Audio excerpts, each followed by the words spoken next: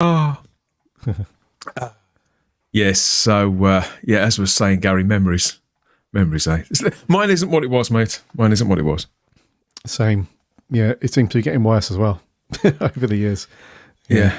Well, what do you think? I mean, I did think, is it when it rolls around to Monday, particularly Monday lunchtime, when you're kind of a little bit spent? I mean, I always keep one of these next to, like, a roll of these Post-it notes, and I've been burning through them this morning already, making notes of stuff which usually a few years ago I'd have been able to remember them, no problem. Yeah, I'm a bit digitified, I guess, digitified, whatever you want to call it these days. I used to have a stack of Post-it notes, and I used to go through them really quickly like you do. Yeah. And then I moved over to some fancy schmancy apps that do all that sort of stuff for you, like things or to-do-list and, all that sort of, yeah. See, I started doing that. So I got my phone. I'm a Samsung man, not an Apple man. So I'm on Samsung. I'm not about to do the thing that everybody who's on Samsung does to people who use Apple and say, no, it's just as good. It's just as good. I'm not about to do that. But one thing we all do that, don't we? It's almost as if we're trying to make up for something. But the thing about this is I've got my planner, my diary on there. And I thought, I'm going to start using this. So I've started to put in like dates when I'm supposed to be doing things or meeting people or going somewhere. And the first time it happens and it reminds me of something, you think, oh, that's really cool. And then after 2 or 3 times, you think, oh, no, shut up now. Like that person I went on one date with 18 years ago. I've got her birthday in there. I think, why? And I can't figure out how to remove it. Dude, so you're just swamped with the memories of past events, good or bad. Yeah. It didn't end well. I mean, it didn't end well. It was somewhat awkward, shall we say? Yeah. I was a bad lad back then. So that pops up, all manner of other things as well, and now I just want to turn it off. Do you think I can find out how to turn it off? Do you think I can erase those things? Yeah. But it doesn't just tell my phone. It emails it to me as well. Hello, Natalie, if you're watching. Yeah, you have to tame these things, mate. You can't go in it half cock. You have to. I'm not going to. Steady. Lunchtime tipple. Yes. There we go. Talking of which, I mean, the good news is that Tom's on the jukebox, Gary. We can trust him. Oh, of course. What do you think he's going to? What do you think he's going to choose? I mean, what track do you think that Tom Baker would get off the jukebox there? Yeah, I can see Tom back in the day being a bit of a Beatles fan after a couple of pints at lunchtime. Oh, you think it'd be the Beatles? I reckon, yeah. Actually, or Tom you're probably Jones. right. Maybe some Tom Jones. I could see him going for something like the Stray Cats or a bit of ska, maybe, the Specials or the Stranglers. That's kind of where I'd see it. But you could be onto something because he's that little bit older, isn't he? So I think could be. I mean, just lately, I don't know if you saw this, but there's one doctor in particular who seems to want to tell his fan base how to vote.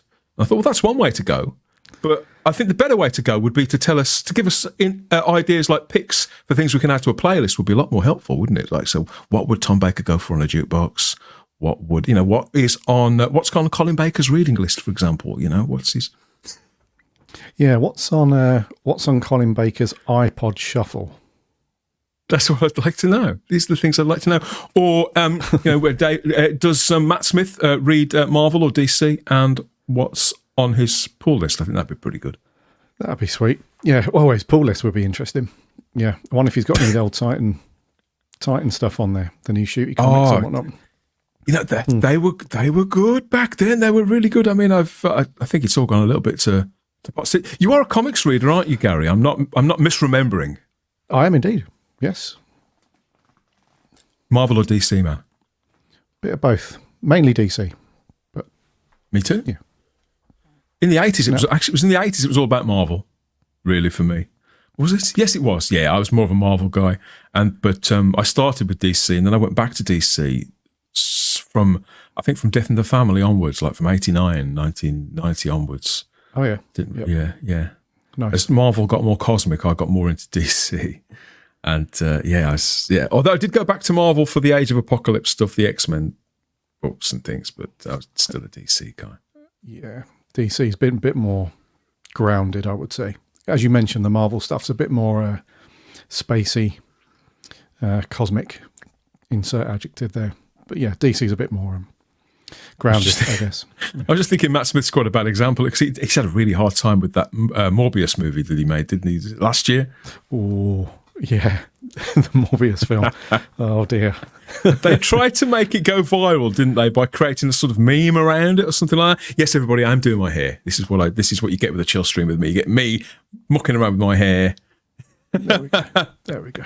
Gary's looking far too cool and too it's all too slick. It's all too tame. You've managed to tame yours. I've been trying for 50 years to tame mine and I can't.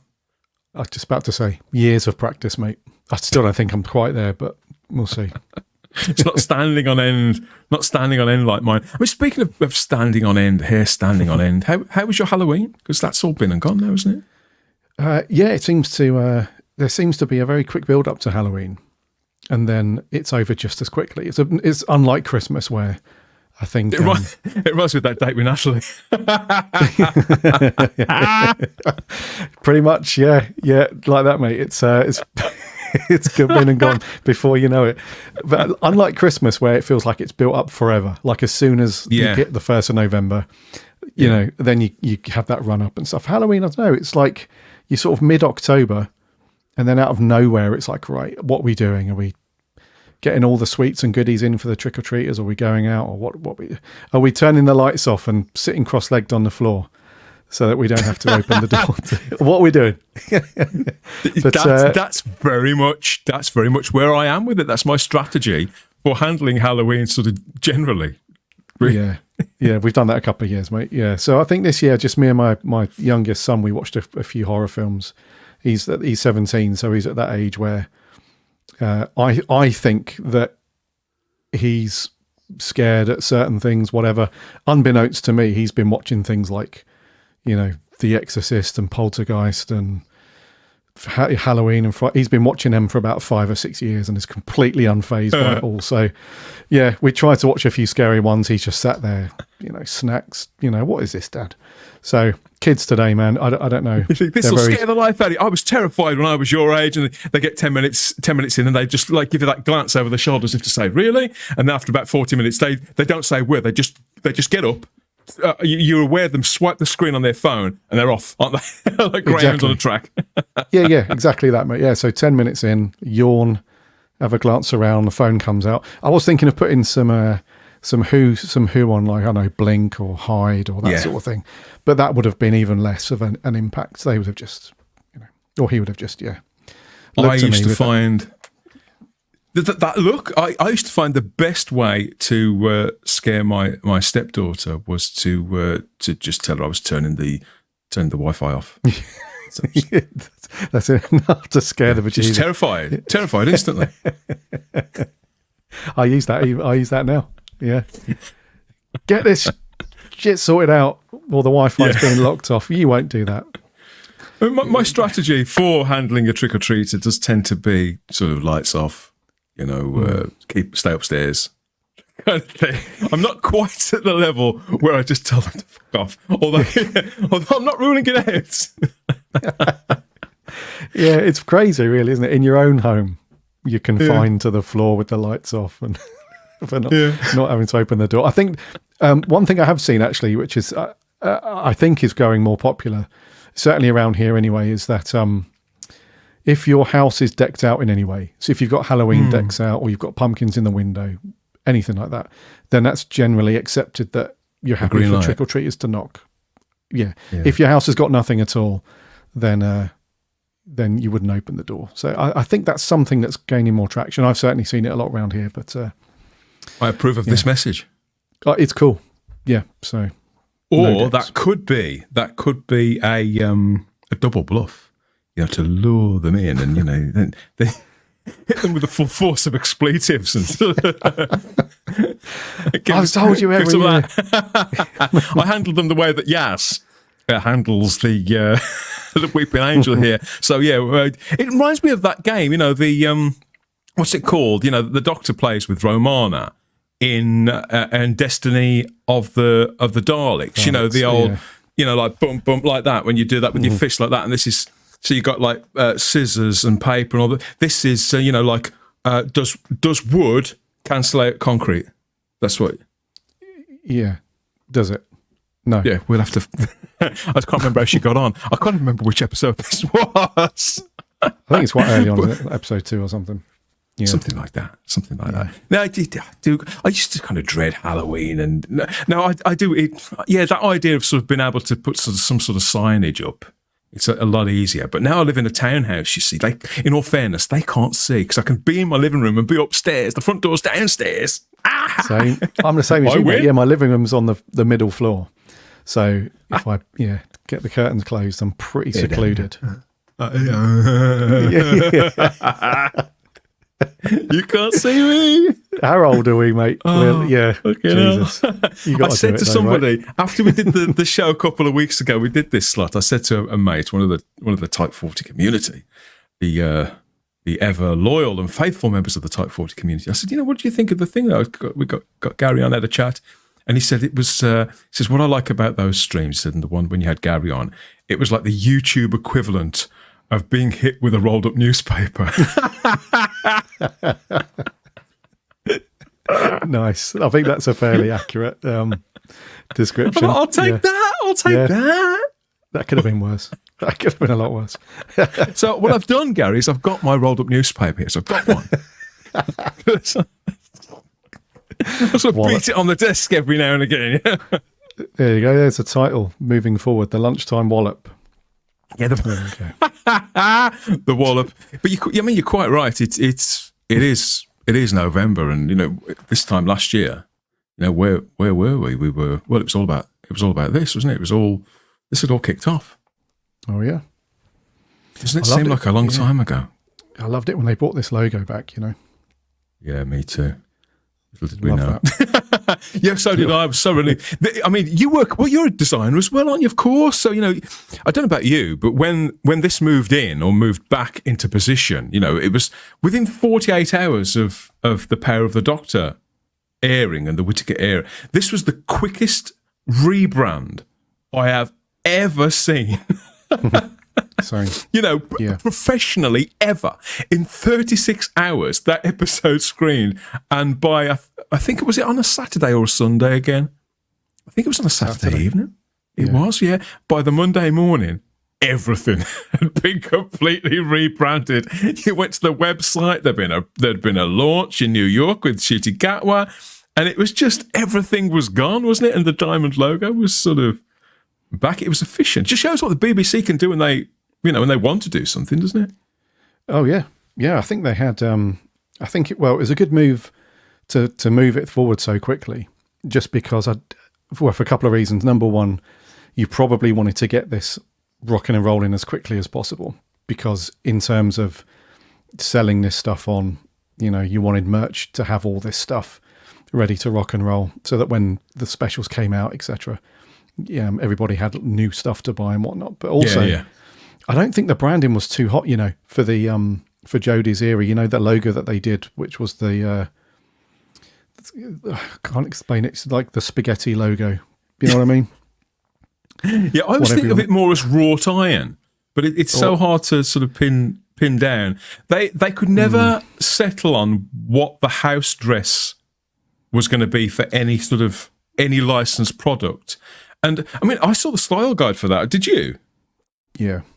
It was strong. I thought it was quite strong. I mean, it wasn't what I would have done. It certainly wasn't very kind of sci-fi adventure series for a brand. Let's face it, still mostly for males.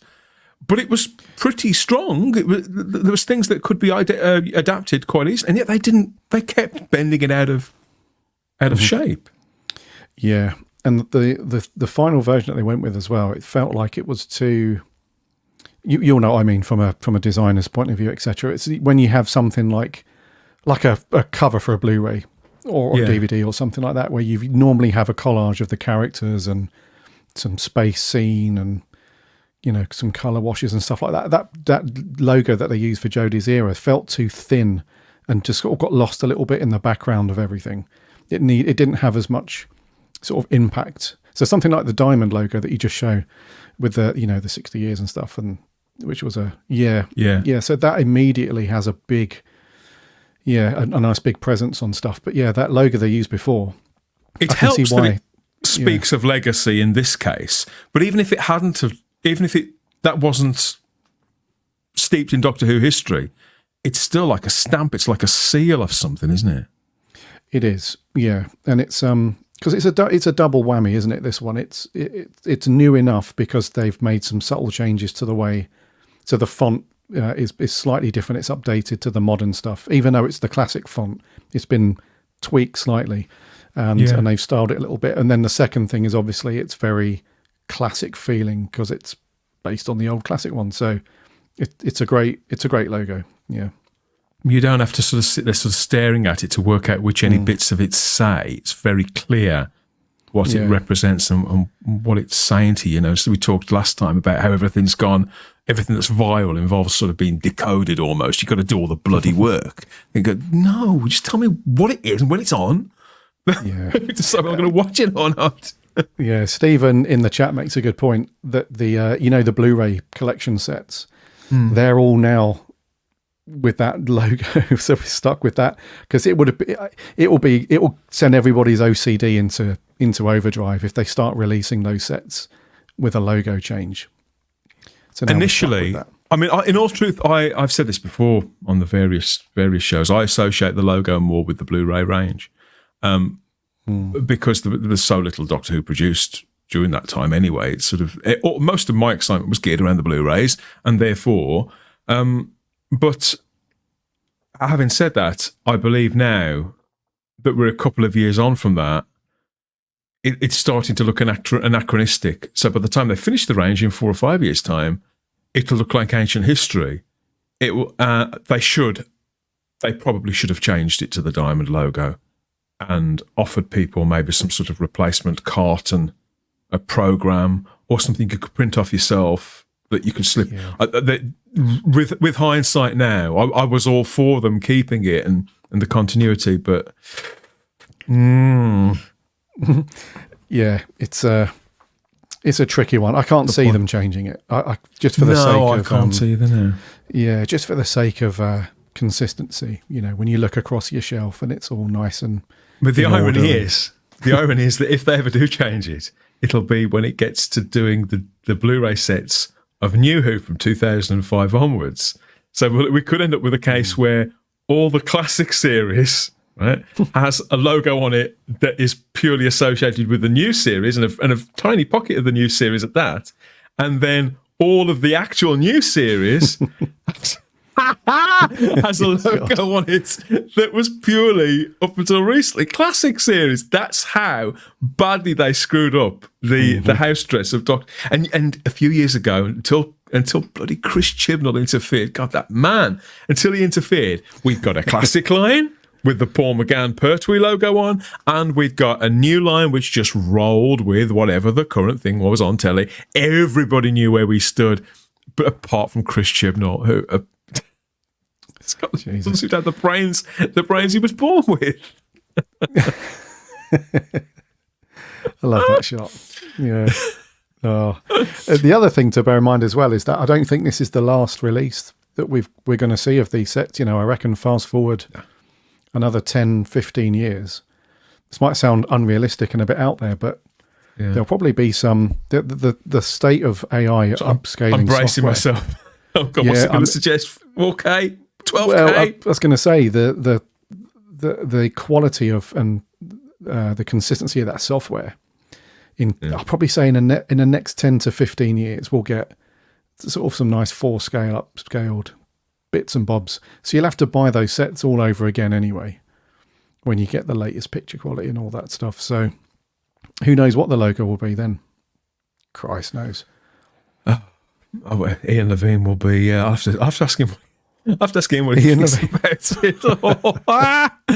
Oh, here we are rattling on. The anniversary month. I can't quite believe that we're back here in November, because obviously there was so much anticipation, wasn't there, building up to last year's November, and it was Whovember, and it was this and that and the other, and here we are again, and it's like, has it really been 12 months? And you can't help but reflect a little okay, the dust is well settled on all that now.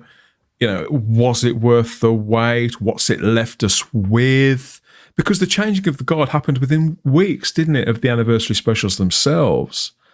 And now I could almost forget that any of this ever happened, Gary. So, yeah, I mean, it does seem to have flown by pretty quick when you think about it in a certain way. Yeah. So when we summarise it like you and I are doing now, it does feel like it's in the blink of an eye. Lots happened. It's gone quick. On the other hand, if you think about all the stuff that we've spoken about on podcasts and live streams and whatnot, that's a lot. It seems to have gone really slow in that regard. Loads has happened. I suppose so, doesn't it? For one season, so. I mean, like if you rewind time and talk about David Tennant's era, that went past relatively drama free.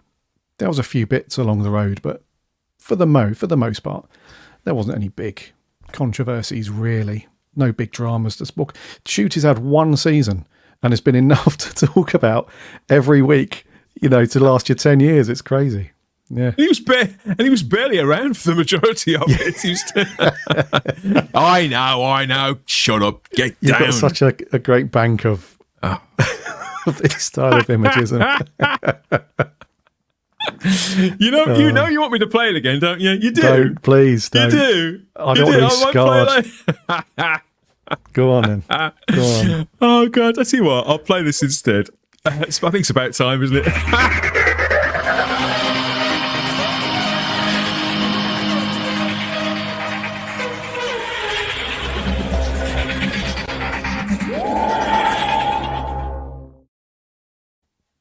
Yes, it's playtime, everybody. Welcome back to the Type 40 channel and lots of nonsense on a lunchtime with myself. And so who am I? I'm Dan Hadley, Birmingham's King of the Geeks. This is my mate Gary from the Big Blue Box podcast. And we've been, chewing the fat, talking bollocks. And give it so fucking get back. Get back, Starmer.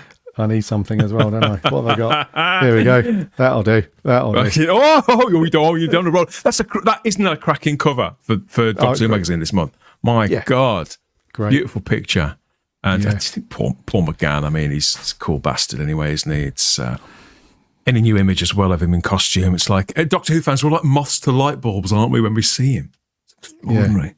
He's annoyingly aging really slowly as well. Like he doesn't seem much older than he did this time a decade ago. No. Git. No.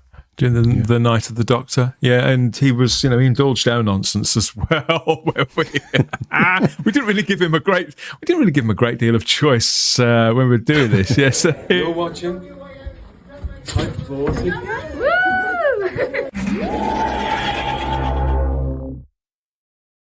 Oh. Yeah, I wouldn't argue with Sarah Graham though, to tell you the truth. But we do have people watching. So thank you everybody who's been watching and commenting and listening to us ramble on there. So let's go and see what they've got to say. You said that that can only be Stephen Braddock, I'd say. So let's go and see what if he's had the patience to sit through it all. So I was moaning earlier on about my calendar there on my phone and whatnot. And Craig Lighthowler says Windows had digital versions of Post-it notes at one time. Not as much fun as the real ones. See, I'd enjoy that for about 5 minutes, and then I want some of these again, because you can stick these on your forehead, can't you, or on the kids or on the cat. I think you can't do that digitally. It's the fun police are back, Gary. Yeah, or on the toilet seat. Close me.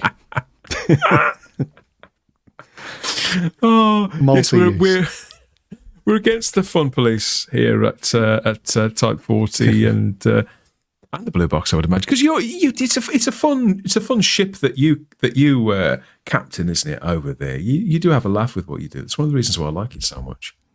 Yeah, I think you have to, right? I think there's only so much. I think there's the odd moment where we, what's the phrase? We sort of get in the zone a little bit. If Adam and I are doing a review story, we want to deep dive into something that's relatively important or poignant or whatever, but certainly for the most part, we just have a bit of a giggle, and especially on the round table episodes that we do with the writing team, those guys are always a good laugh as well. So you've got to though, right, mate? You can't just talk about. Yeah. I mean, I know that, obviously that's when people's personalities come out as well. And yeah, you may not agree on everything, but the way I look at it is, this Doctor Who was meant to be fun. Do you remember it used to be fun? I think just because Russell T Davies doesn't believe that Doctor Who should be fun anymore, it doesn't mean we have to. He's entitled to his opinion, but it doesn't mean we've got to fall into line with it, does it? Exactly. Yeah, sounds like back in the day. Yeah, when Doctor Who used to be a. Good afternoon from Rob Alexander in the live chat. Afternoon, everyone, from John Yulden too. Stephen Braddock's saying hi to one another. We've got Stephanie Barrett in as well from Tasmania, and she says, good Tuesday morning, all from Hobart, Tasmania. It's just after midnight here. Good morning. Get to bed. Good morning. Get to bed, Stephanie. We have, who else have we got? Dan is sponsored by L'Oreal because he's worth it, suggests John Yulden. I've never thought to try and sort of go for some sort of sponsorship deal. Yeah, but I'd probably have to have, like the Formula One people do, have like patches sewn on my cardigan or something, or my hoodie that I wear. You reckon? As in, like, you'd have to wear a baseball cap on every stream, like they do. They have to wear the cap and the watch and everything. And at the moment, I'm sponsored by Tesco's own rice cakes. Well, as far as sponsorships go, could be worse. Michael Wright says, welcome Dan, Gary and everyone else tonight. Mike's in Tasmania as well. We're big with the Tasmanians. Matt's from Tasmania as well, right? Matt is from Tasmania too. We seem to be a hit with the Devils. What's the best cereal for fireworks night? Asks Rob Alexander. What's that? Crunchy nut cornflakes. Best cereal for fireworks night. Yeah, that's a tough one. There's not really many bonfire Guy Fawkes-esque kind of Who stories, right? I'm surprised they've never done that before. No. They've never done a historical Guy Fawkes story, have they? I don't know. The closest I can think of that has that kind of flavour to me, and I think it's, and I know why this is now. I think it's probably The Visitation. I think it's simply because there's gunpowder in it, and because that android is kind of dressed up a little bit well, he's dressed up like Death, isn't he? But he's like, wears the kind of the Guy Fawkes hat at one point. It's all muskets and things. That's kind of. Yeah. Wasn't that The Visitation? Didn't that lead up to the Great Fire of London? That was the culmination of that story, wasn't it? Yeah. So that's probably the closest we'll get to something. There's lots of hay in it. Things get blown up, and there's a scythe in it as well. I think that's the nearest I've got, but obviously results may vary. We've got the TV movie, so that has a bunch of fireworks towards the end where they celebrate New Year. So wrong celebration, but fireworks. If you just sort of if you just ignore the bits where they mention the New Year, we're all right, don't we? We were talking about jukebox picks earlier on, if you remember, for various doctors and things. And Triple Jazz Music is all. Triple Jazz Music is all says, we know that David Tennant loves the Proclaimers. Yeah, he does. I think they love him as well. Well, they're going to love him, don't they? Because I think he kind of revived their career. I would agree. The impression I got. Yes. Yeah. There was, do you remember that special feature on one of his seasons? One of the special features was him basically singing along to 500. Yes. And he got all the cast members to come in and join him as he was. John Sim, Timothy Dalton. Yeah. That was kind of cool. It's one of the least offensive of those sort of videos, because they're all out in the public domain now, aren't they? The things that they did on the production team. In all fairness, I'm all for people having fun in the workplace, but a lot of them are a bit sort of. Back when they got away with that. Yeah, back when it was a little bit looser. What you could do and couldn't do. Yeah. Hello, John Barrowman, if you're watching. Oh, John. He's still going with that, with his argument against all that. He's still, to this day, he's like, I've done nothing wrong. Yeah. It's all good. You have to have a bit of respect for him for that, I do. Stood by his in all guns, you know. He's sincerity. like, I don't feel like I've done anything majorly wrong, you know. I might have done something that you don't. I don't know. The thing is, I mean, he's apologised a couple of times, like historically, as they say, which I don't think he even needed to do that. But it's out there publicly that Julie Gardner carpeted him, I think that's the expression, took him into her office and sort of gave him a dressing down, which he probably a dressing up in his case. He spent most of his time at half mast anyway, so she gave him a dressing up. You know, read him the riot act and said, "Look, mate, yeah, you got to stash it." And apparently he complied, and everything from there on. God, I'm making this worse. John, I'm sorry, I'm making it worse. But no, in my view, it was a workplace discussion, a workplace dispute, interpersonally. HR may have been involved. You know, Judy wags the old finger, and the guy gets into line. And so, yeah, the Doctor Who fans who were around at the time, we all knew about it anyway. You used to snigger about it. In all fairness, if that was going on in my workplace, I probably wouldn't appreciate it either. But that's by the by, isn't it? It's and like you say, the guy afterwards, he's apologised for anybody who may be shocked, who feels like who's looking back and thinking, oh, you know, John, I'm shocked you would do that. He says, oh, yeah, I know, but it's not my intention to have made you feel that way 15 years later. So I'm sorry if you're disappointed in my, you know, and to me that should be that. I don't see why. Yeah, should be done and move forward. Yeah, you know. Yeah. He's had a really hard time with it, and you can tell it on his face. It's yeah, and obviously we don't know the guy, you know, personally or very well, but he always comes across to me as a sort of guy that is just always having just such a huge laugh and is never taking anything too seriously. No. And I think because of that, you have to lay a little bit of context into what's going on. If he's having a laugh and a joke with his colleagues and whatever, then he's probably doing that in a way that's not. He probably didn't start doing that stuff with the intention of pissing anybody off or upsetting anybody. He's probably done it because he's like, oh, it's just the vibe that, you know. So if somebody's complained and he's apologised, fair enough. So I don't want to say, like, you know, the guys. No, some people are permanently the class clown or the office joker. Do you remember the Fast Show? The love that thing with Charlie Hickson, and they'd have that character who was in the average office, and he would wear the shirt that was like brightly coloured and brightly coloured glasses, and he would always have like a buzzer on his hand for when he shook your hand. It's that kind of thing, isn't it? You know, and some people within the workplace are going to respond better to that than others, but that's part of us all sort of rubbing along together. I mean, I know it was the rubbing that was mostly causing a lot of the issues. I mean, I would handle it. I would handle John. You know, I just whacked it with this. Obviously, he wouldn't have done it again in my company. No, on my shift, it'd be.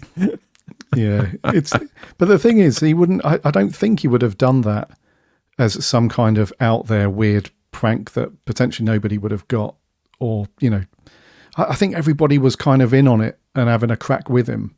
It was just, you know, that, I don't know, for the most part, maybe a step too far with maybe one or two people who didn't see the funny side. But then, like, because they mention it in that video that you were talking about, don't they? In that a tape, the rap tape, they do mention it, and they're all laughing and joking about it. So it's clear. It was clearly. Yeah, it's clearly like, you know, he hasn't offended the entire BBC with it. It was just maybe one or two people that didn't probably appreciate it. And like you said, he got hoyed in over the coals. All right, then won't do that. Off we go. And that was it. That should have been it. So, yeah, fair play to him. That's how I feel about it as well. Stephen Braddock is in the live chat, and he's chipped in on our little conversation there about the 60th anniversary. And he says the 60th anniversary was full of promise, but ended up like a stale Turkish delight bar. Do you remember that full of Eastern promise? Well, promise, yeah. It's an old one, isn't it? Morning, everyone, from Lord Thoth, one of our loyal moderators. Good to see you there, Lord Thoth. Happy to have you back. Yeah, and Stephen's there saying we're stuck with that Jodie Whittaker logo for the box sets, just as you'd said. And we've got lots of agreement too from other punters. I mean, this is. I do wonder if, generally speaking, if the BBC and their sort of brands, how much market research they actually do. I mean, I know before they brought those Blu-rays to market, they did trial it. I've got the design drawings of the original. Have you ever seen these? The original version of the box sets with the old McGann Pertwee logo. And they were beautifully finished off. It's sort of a proto version of what we got, weren't they? So, but as regards sort of thinking further down the line, think, well, why couldn't they see this problem arise? Or was it simply that Chris Chibnall had so much power to effectively say, no, I insist everything has the same logo? Because people can do that, can't they? I've dealt with people like that. Yeah, same. In all honesty, I don't think it was down to Chris Chibnall that everything had to have the logo. I think it was more. I think for better or worse, the design team who were over at whoever it was, BBC Wales or the precursor to Bad Wolf, whatever production team was handling all that stuff at the BBC, I think they just did their job too well, if that's such a thing, because they just thought, we really need to nail the consistency, because if you look at the wider landscape of who you have got, a few different logos knocking around. You've got Big Finish, who use their own sort of classic logo most of the time. I know they use the more modern one now, but at the time they used the more classic version of it. And then you had some merch knocking around that still had the TV movie logo on it, and then you had this sort of thing. So they probably thought every bit of merch, everything that goes out the door from this point has to be consistent, because that's like the professional thing to do. So I don't think it was Chibbers so much who was saying, yes, I need that logo on everything. I think it was just... I have heard that it was a direct sort of mandate from Chris Chibnall, but I can't. In all fairness, I can't remember where I'd heard that. What, for the merch, for all the merch stuff from him? Yeah, for every bit. Yeah, that he insisted on it being literally, totally the only logo representative of the brand was going to be that one. And it's not that it doesn't. It's not that it doesn't make sense, broadly speaking. Generally, in most cases of marketing, that is the most sensible thing to do. But I could have told him that was a stupid thing to do back in 2017. I suspect you could too. There are exceptions to every rule, and I think that Doctor Who was probably an exception to that one. Yeah, don't know. It feels weird that. Well, I don't know. Maybe does Russell do this stuff? Do you reckon? Does Russell sort of get involved in marketing, I think he does, and promotional and stuff, and insists that certain things look a certain way? Probably does. I'm pretty certain he does. But Russell's a little cannier. I don't think he's as respectful of the long-term fan base as he used to be. He's not as in step with. That's unfair, actually. He's certainly not as in step with us and in touch with us as he once was. But I think, generally speaking, he's still pretty shrewd about that. He would have been the one. I don't care what is said or not said publicly. That rebrand was fast, and I believe that Russell. It was a very conscious thing from Russell and for Bad Wolf. Like, this is ours now. We need to make people forget right away and prepare them for what's coming. But then it was 12 months in the future. This was a year before the 60th that they started to do this. I'm not sure how it panned out for the lad. But I think that in this instance, in that case, I think the heads and hearts were probably in the right place. Yeah, and it's surprising as well that they didn't do some extra work, because I remember when Tennant's era was coming to an end, and they knew full well that coming up over a year later it was going to be a new showrunner, new Doctor, and everything. The reason why, or the primary reason why they did those 4 specials at the end of Tennant's run instead of just a full series, was to give everybody chance to work on all the new stuff that was going to come in for Matt Smith's first series. So you would have thought they would have taken a similar approach to this, where in the run up to that, with clearly, at least a year, 2 years notice to get that stuff, get their ducks in a row. And it was quite a drastic relaunch, wasn't it? And yet it went, that side to everything went seamlessly. Pretty much, yeah. I don't remember any hiccups with merch or anything. The colour scheme was drastically different. The corporate identity was revolutionary. I mean, okay, it wasn't a brand that had been the actual look hadn't been around for 10 years, but it'd been 4 or 5 years and had been so phenomenally successful. I mean, how many sonic screwdrivers did they sell between 2006 and 2009? My God. Mm-hmm. It just beggars belief. Michael writes in the live chat, says, I still hope if we ever get a new showrunner and a new Doctor, that we get a brand new logo with some imagination. I'm actually still with the diamond. I understand why the diamond logo's come back. I don't think that was a bad move at this time, and I think it's been nicely adapted. But of course, times do change. Times will change. I think if they're sensible, if a new Doctor comes along or a new regime, then they should be probably permitted to establish their own new identity to move forward and leave the diamond logo with the brand effectively as a new classic branding. That's probably be what I would do. Perhaps I'd lose the diamond and take it back to the Target Books one that's just the lettering that they sometimes use now. But I think that I think you're right, Michael. I think it's important that things do evolve. But right here for now, I think it did make a sort of sense. I mean, the only drawback is, though, Gary, that there's some people. Results are this is me playing it right back.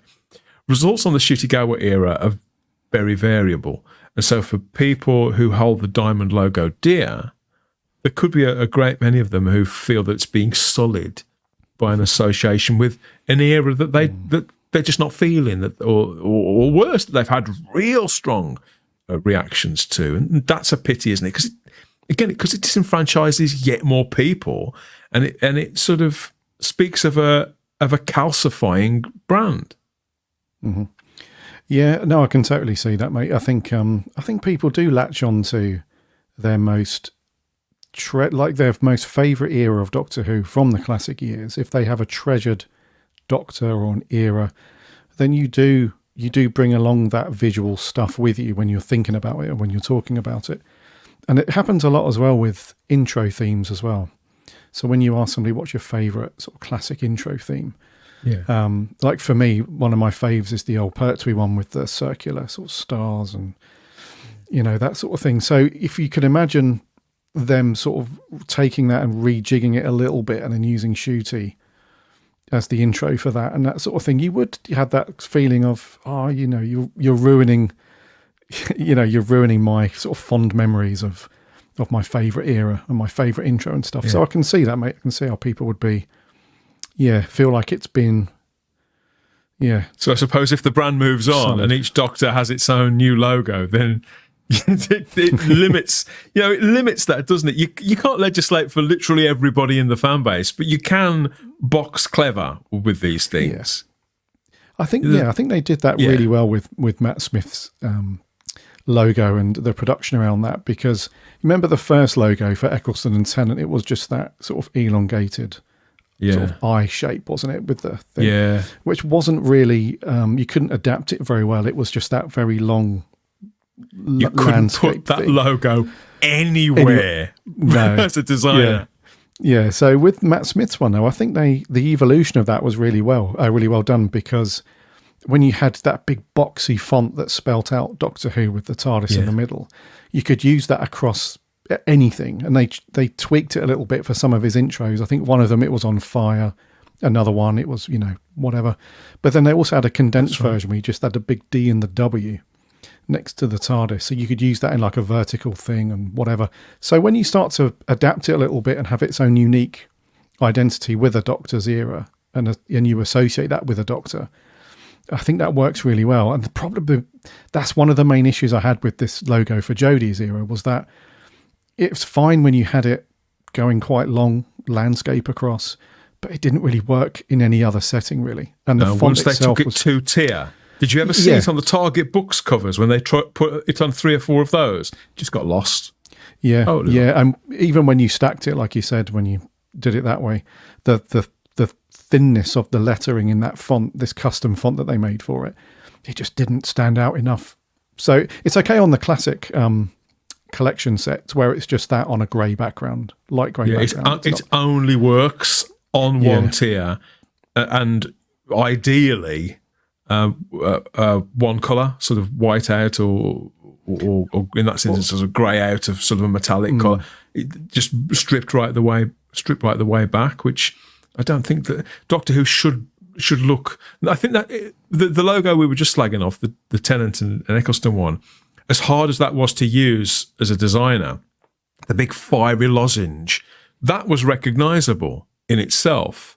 And just like the diamond in the diamond logo is, but they haven't got that. All they've got is type with the Whittaker one, and so you can't take it. It's just got no portability to it, and that's what created the problem. Sorry for everybody who's listening to two logo geeks going on here. Afternoon all, says Darren from the Darren Zone out there. Doctor Once here jogs our memory and says there was a book by Gareth Roberts about the gunpowder plot, and one of the 11th Doctor adventure games was called the gunpowder plot as well. Of course, I remember. I can picture the cover of that Gareth Roberts book in my head as well. Like, I can't quite remember what it was called. But yeah, good stuff. Great memories out there. And Ollie Perry remembers that as well. Isn't there an early BBC books release that deals with the gunpowder plot? There is. It certainly sounds like other people have remembered it. Now Craig Lightout, he's gone for the Visitation as well, as that's a Doctor Who for Bonfire Night. But Stephen Braddock suggests Inferno. different type of fire in that one, of course. But one of my fave stories, that, mate. Don't know about you. I love Inferno. Oh, God, love it. Who doesn't? Who doesn't? The rabbi from another planet he's watching too, another graphic designer, says Chibnall was talking about the logo in an interview just before Jodie's first season came out. It was his edict to only use one logo in all branding, the one associated with his version of the show. So you've heard that too. Okay, I'd like to track that down. Thanks, Rabbi. That's cool. Michael Wright says he's lamenting that Timothy Dalton was wasted on Doctor Who back in 2009. What an impact he made, though, spitting at us. I've never been so excited to see somebody spitting on the telly. Wasted. Brilliant stuff. I read that as he was drunk on filming that. Right. I read you. Sorry, it was a wait, Liquid lunch. What else have we got? Yeah, we'll talk about John Barrowman. I think we'll leave that there for the time being. It's sacrilege to use the diamond logo on modern day Who. Richard's very much see what I mean? There's people who feel as Richard does about bringing it back and slapping it on what he views as an inferior product. Yeah, I think a lot of people are like that, fans of the classic years, who they've got a deep love for that stuff. It doesn't hold the same appeal, when you watch something that you feel is substandard, that's associated with your love of, the two don't line up, I get it. I completely get it. Morning here from Left-Handed Jedi in the live chat. You don't see many of them. I guess. You don't. Oh, God. Rob says the Eccleston, Tennant and Whittaker logos looked dreadful on Doctor Who magazine. Well, they did. They did, didn't they? Particularly the Whittaker one, but they struggled with the Russell T Davies one as well. You can see, because Clayton Hickman, who now is this colorization master, isn't he? And people are really aware of how talented he is now. But back then, when he was editor of Doctor Who magazine, you could see, because he's a designer, he would have seen the same style guide that we did. It's like, oh my God, what am I going to do with this thing? And so I understand, I could be getting this wrong, but I think Clayton, as editor of DWM back then, had a sort of special exemption thing where he was allowed to use a flat version of the lozenge, where it didn't have to be the fiery one. And because certainly that's the only item of merchandise that version of the logo ever appeared on. And as soon as he left, and who's the guy who took over? Was it one of the Garys? Whoever succeeded him in that role, changed it to the actual lozenge, the fiery lozenge one. The fiery one. Yeah. Yeah. Yeah. I can't remember the guys. Who was editor then? Alan Barnes, or did he? God, I forget who came after. Yeah. Alan Barnes, Gary Gillett.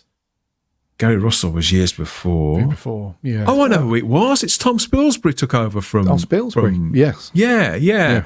And Tom being a magazine guy, not that Clayton isn't, but Tom coming from Inside Soap and all these other magazines, he understandably, not unreasonably, wanted it to line up, but immediately ran into that problem. You know, as you could see, I think they made the best of it, but yeah, they did immediately face the reality of that. Stephen Braddock says that Russell T Davies is a solid Davros.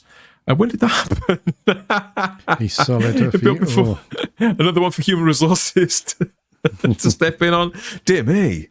I know what you mean, Stephen Braddock, of course I did. Side Matt Strike says, if this season had been good, we'd be happy that they used it. But sincerely, looking back at the 60th, Gary, I felt it was right that they brought it back in all seriousness. And I enjoyed most of the 60th anniversary actual content for everything that it wasn't. You know, I'll never quite understand why they didn't bring back Matt Smith and Peter Capaldi at least. But there was enough going on that I did enjoy. So that there's no, I've not so much bitterness about that. But I think that, keeping it for the shooty stuff, that was the bolder choice, the bigger gamble, which probably, it's depending on who you talk to, you're going to get a different answer about as to whether that they've pulled that off or not, aren't you? I mean, but do you think as a designer that they've effectively made it unsustainable in the long term? That what Michael said is true, that they will have to change it now to get away from something which, like I say, could be perceived as a brand that's seen better days already. What do you think? No, I hadn't thought about it. Yeah.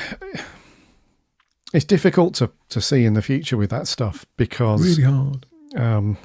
There's two ways to look at it. From a branding perspective, you either stick with it and you just run with it for a lot longer than just somebody's era. So if you think about some of the most iconic franchise logos like Star Wars, Star Trek, all these sorts of things, the logo's not changed one bit. They might have tweaked a little bit here and there, very, very subtly that you wouldn't really notice. But Star Wars has never really altered. Exactly. Yeah. So if you think about the branding for Star Wars, you know exactly what you're going to get. Whether that's people who hate the sequel films, people who love the original trilogy, doesn't matter. The logo is the logo. And that stands the test of time. With Doctor Who, it's like you've made a rod for your own back in a way. Because, like you said, this diamond logo, I think, was appropriate for the 60th because it was a celebration and it needed to have some kind of homage to the older stuff, particularly without the old actors there. Yeah, well, yeah, exactly. So I think in that instance, then I'm like you, I'm all for it. But then the rod that they've made for their own back is that because they've started to rebrand each Doctor's era with their own logo, it's now a case of, so what do we do? Ncuti doesn't really have his own one because they've just reused the 60th one. So what do we do? Do we just keep using that, or do we just do a brand new logo for Ncuti season 2, whatever? It's difficult to weigh up what's going to be the best outcome moving forward. I would say, I know some people don't like it because it's the classic one, but I would stick with that for a while just to get some solidarity. Yeah. To get that to get the brand to sort of to stick again, to hold again. A bunch of Wallace says Tennant's new episodes were rubbish too, with Rose in it. So you mean the recent specials, but with Rose, as in Rose, Donna's child, rather than the original Rose. Why did you have to do that? That's never not going to not be confusing. And then of course we've got Rose Kirby in the live chat as well. Just 3 Roses. My My God. Yeah. So, are you a figure collector? I know you've got various things on your shelf behind. So, I'm trying to look at the old shelf porn every now and again. I think, I'll see what he's got. But are you a collector? Because obviously Adam is a massive collector, isn't he? In the Geek's handbag. But you're going for the action figures as well, because obviously these have just been relaunched. It's taken them 2 years. They can't change it yet because they've only just relaunched this. Brand new packaging again. Yeah. Yeah. What do you make of it? I mean, it looks quite good. I think it looks quite good. Yeah. I mean, from a retail perspective, which is ironic for these because they never end up on the shelves, do they? It's all sold. Certainly not for long enough that I can find them, mate. Yeah, it's all either sold directly online or if you're lucky enough to come across them in, what is it, B&M? Something like that. So the irony is that you would normally design and brand these things up to get sort of to be really eye-catching. So when your little tyke is in front of you in Toys R Us and you're looking at all the shelves, this is meant to stand out and be like, oh, this is a cool thing. So ironically, yeah, they're not on many shelves these days. But I really like this packaging. I think it's a cool design. Yeah.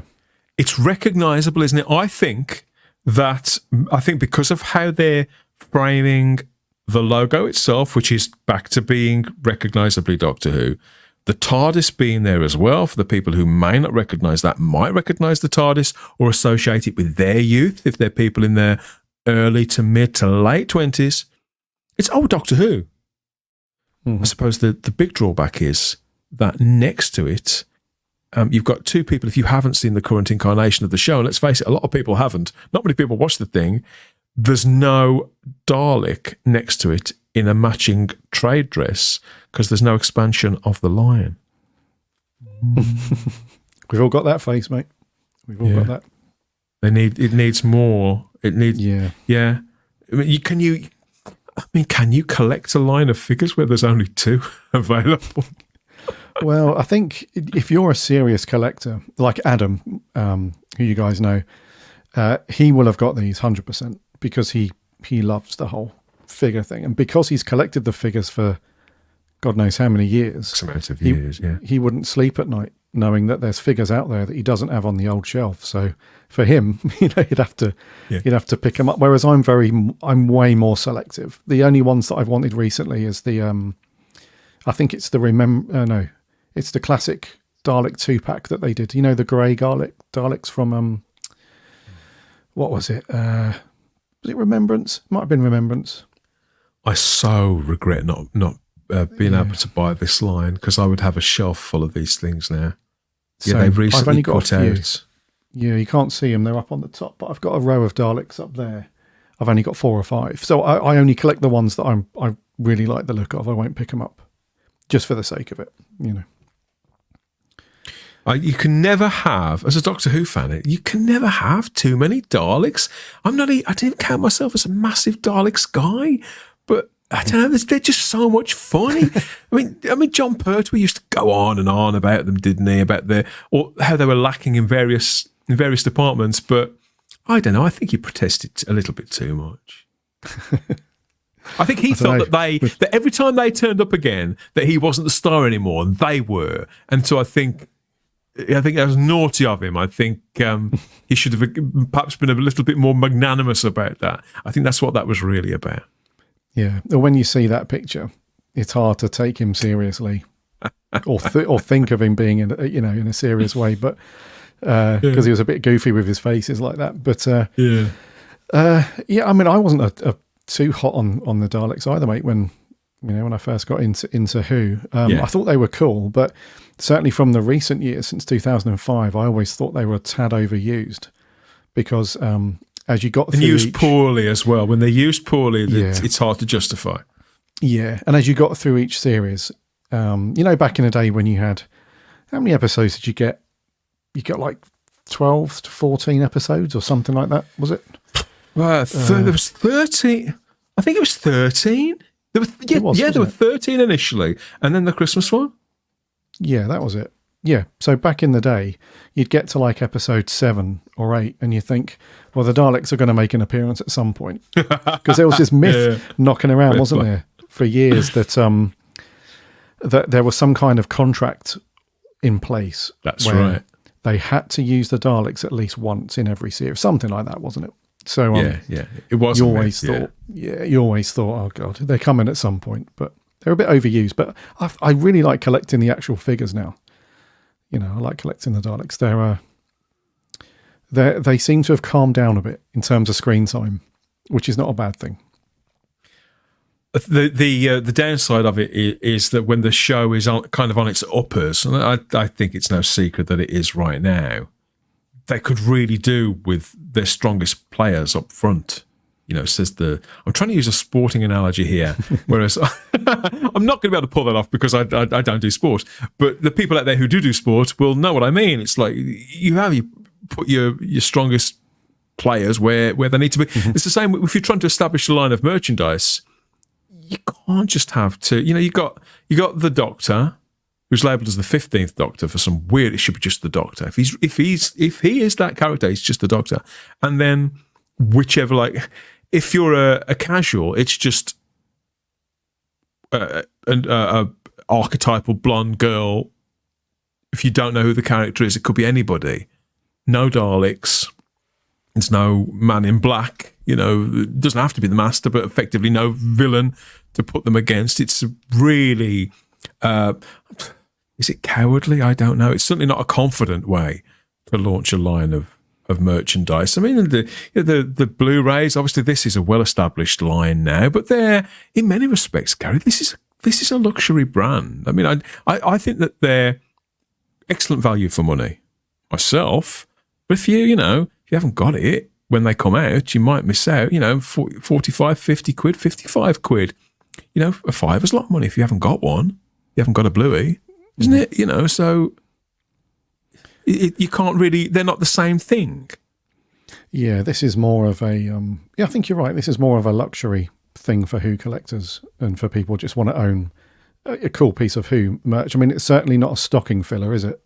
It's nothing that you would just lob in a stocking and there you go, job done. That'd be a lot, yeah. So, I mean, it's the other thing as well that's difficult with the lines of figures is that you can only really produce your most popular things because there's a big risk in producing lots of toys that are not going to sell. So, what can you pick out of Shooty's first season that's a decent thing to pop as a figure? I mean, there's the old bat from 73 yards doing this on the hill.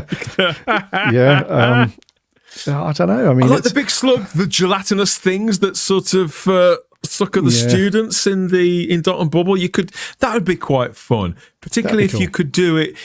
Like now they've got what's really popular with the kids is that gloop and gel with sort of sparkles in it and things like that, and they can mould it and mess it around. You could probably do something like that, and so have that sort of general shape, but then sort of create your own as well. That's probably what I'd do.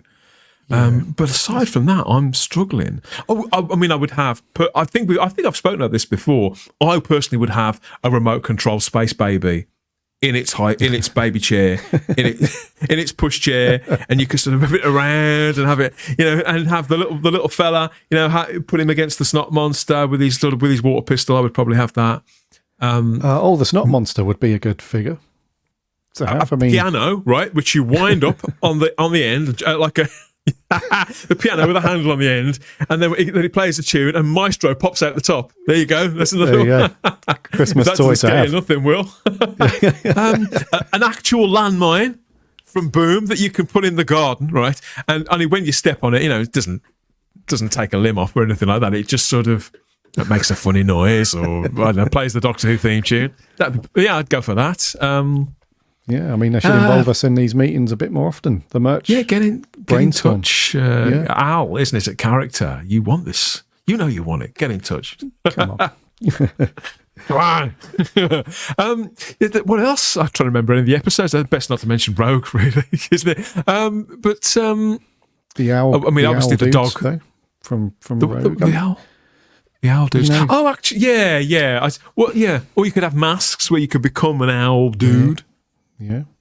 Don your feathers.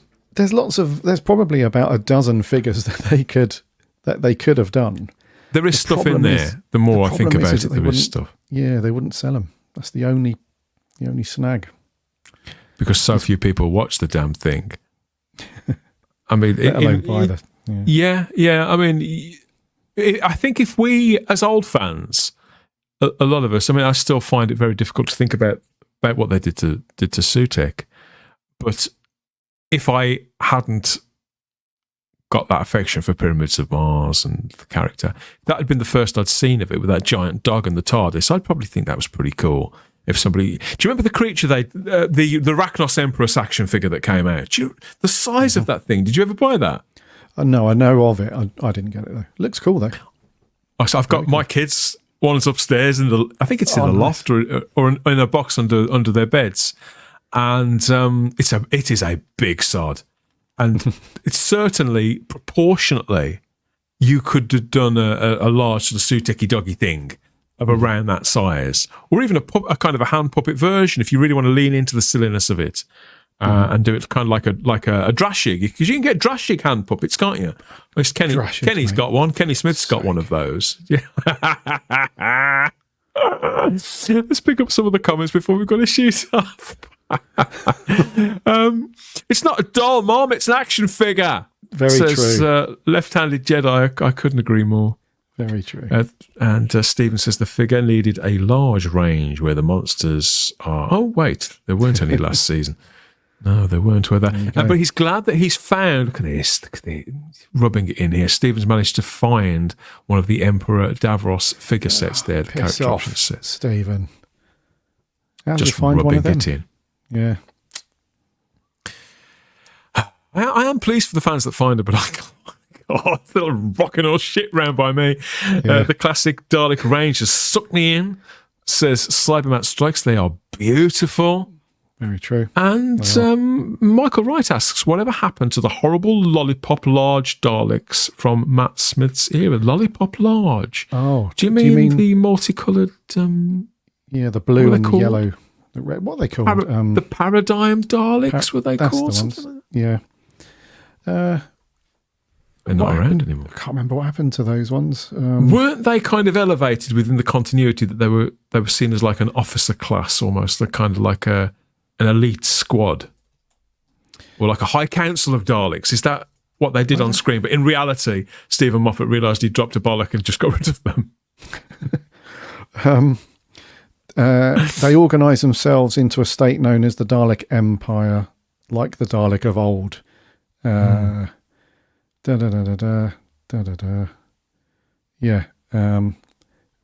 of the Dalek Empire, robbing the paradigm of its influence. In time, the paradigm seemed to vanish from the resurrected. So over time, they just vanish, mate. They established themselves as like the old school, and then they went away. Yeah. It seems like ancient history now, doesn't it? Monsters under the kids' beds, Dan, really? In all fairness, those kids are now 23. They can They'll be fine. Maybe. They'll be fine. Yeah, the Paradigm Dalek, says Rob there. And I've got, thank you for that. I've got a comment here from Rose Kirby. It says, by the way, Dan, will you do a special show in 20 days' time? 20 days' time, Rose? Bloody hell, I can barely think 20 hours into the future, never mind 20 days. Will you do a special show in 20 days' time for the 23rd or 24th of November for the 61st anniversary of Doctor Who?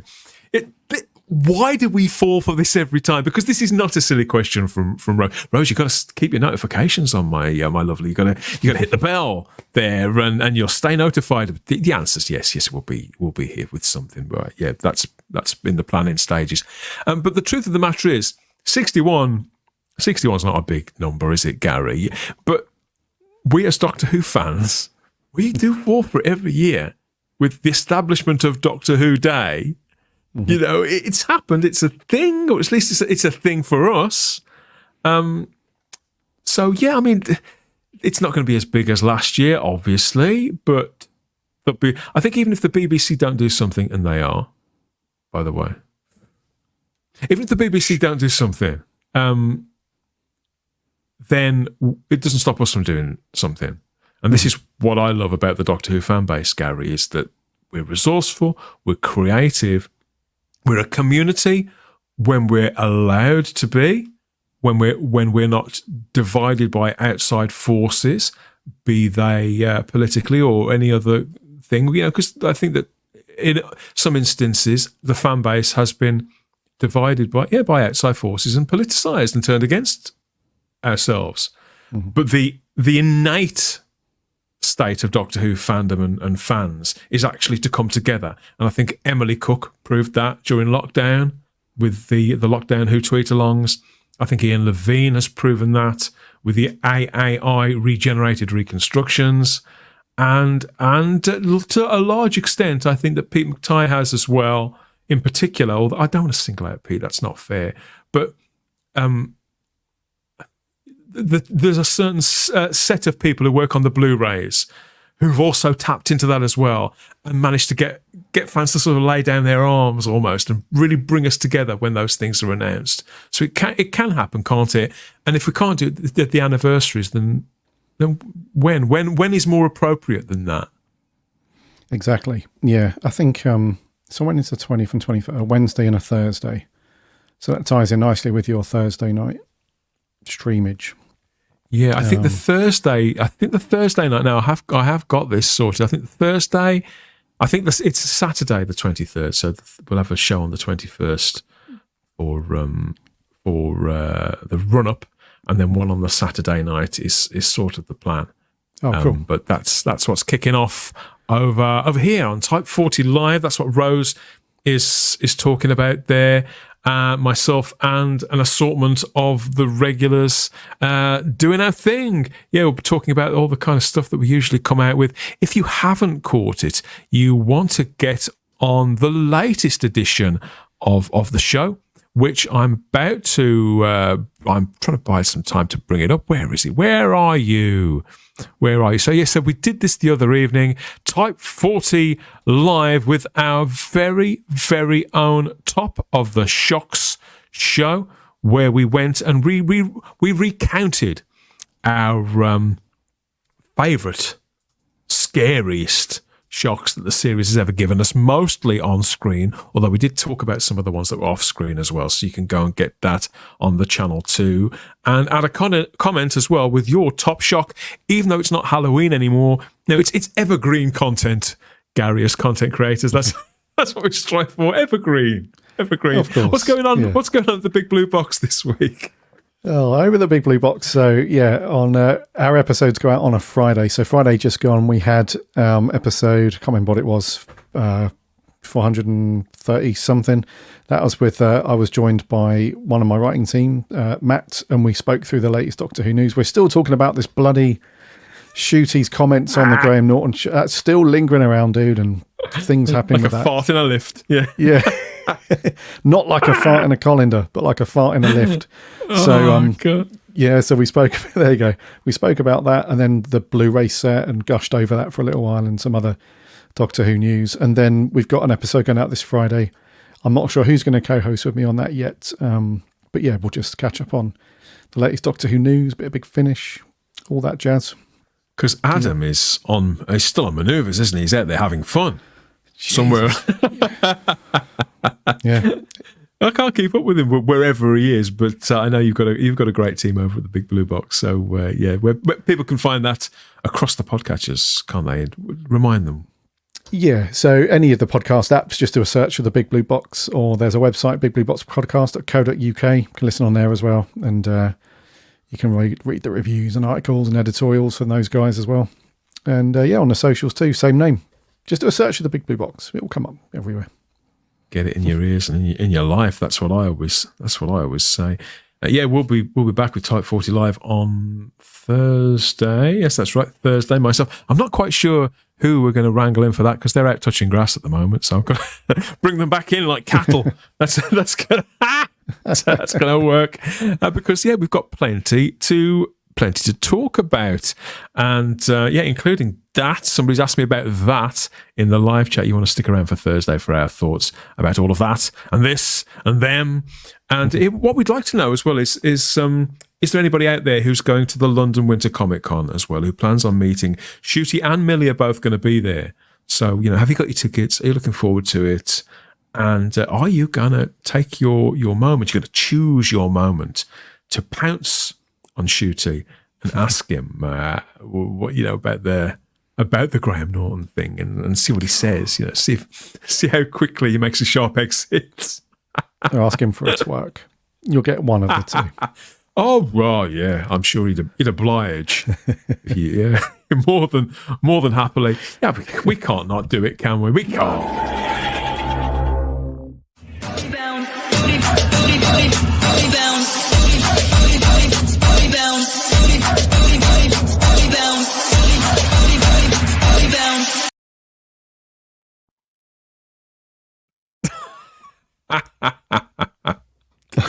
can't, mate. I can't. I can't watch that anymore. It leaves me with I need to go and have a cup of tea now. You're going to go for a pint now? Yeah. Gary, it's been great to catch up with you after a couple of weeks again as well. We're going to keep doing this regularly, keep getting together and bringing in other people as well here and there now and then as the expansion continues, and we're going to be getting you more involved as well. So if you're enjoying these shows, if you're feeling very much part of it, if you don't mind getting one of these round the and come back next time, please, like the video, subscribe to the channel. It helps more than you think, and hit the cloister bell to get all the notices and all that jazz. So back to it. Have you had lunch yet, Gary? I have, yes. So just a cup of tea now, probably with some sugar. I don't normally have sugar. After watching that, I feel like I need a cup of tea with a sugar. I was going to say you need a pint, but it could be more like you want to go one of these. So I'll catch up with you on the next one, Gary. Thanks for the comments. Everybody else, enjoy the rest of your day. We'll see you soon. Thanks for joining in. Bye bye. Cheers. Bye.